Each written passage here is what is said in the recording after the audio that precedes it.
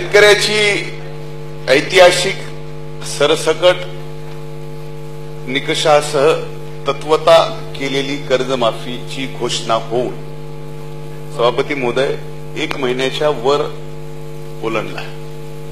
हे पावसाळी अधिवेशन आहे सभापती महोदय, आज पहिला दिवस आहे। शेतकऱ्याची कर्जमाफी सरकारला का करावी लागली? विरोधी पक्षांनी भूमिका कर्जमाफीची घेतली म्हणून, शेतकऱ्यांनी आंदोलन केलं म्हणून, आणि भले सरकारची भूमिका झाली असेल की आता शेतकऱ्यांची कर्जमाफी केली पाहिजे कारण शेतकऱ्यांवर कर्ज फार झालंय। सभापती महोदय, संघर्ष यात्रेचा सुद्धा परिणाम आहे, पण त्यात सगळ्यात मोठं कलंक या महाराष्ट्राला लागला होता की 11,000 शेतकऱ्यांनी मागच्या 2.5 वर्षाच्या काळामध्ये सभापती महोदय आत्महत्या कर्जबाजारीपणामुळे या ठिकाणी केल्या, म्हणून राज्य सरकारला कर्जमाफीचा निर्णय घ्यावा लागला। म्हणजे सभापती महोदय हा विषय गंभीर आहे।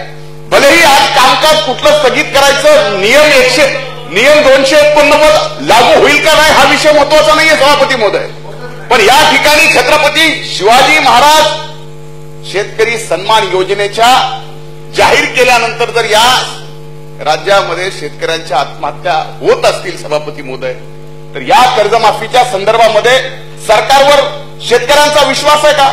हा प्रश्न सदनामध्ये यायला नको सभापती महोदय।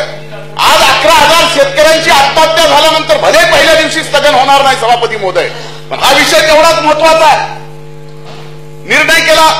निर्णय केल्यानंतर सभापती महोदय एवढ्या अटी घातल्यात की आता शेतकऱ्यांना ऑनलाईन कर्जमाफी घ्यावी लागणार आहे।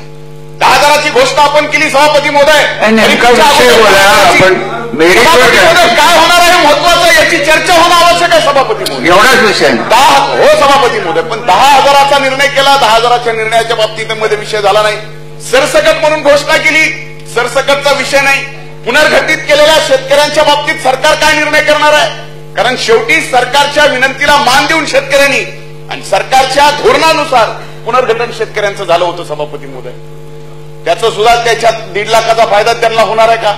या सगळे मुद्दे सभापती महोदय आज शेतकऱ्यांना अस्वस्थ करणार आहे। ठीक आहे सभापती महोदय, एकीकडे पाऊस चांगला पडलाय म्हणून आपण सांगतोय विषय हा गंभीर आहे, याविषयी काही कोणाच्या सभापती महोदय जर मोठे मनाने यांनी कर्जमाफी दिलेली तर सभापती महोदय यात शेतकऱ्यांचा विषय आम्ही मानतोय।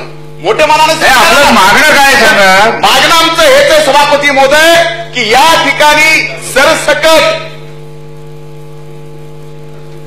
निकषाधीन शेतकऱ्यांना कर्ज या ठिकाणी माफीचा निर्णय होणार आहे का?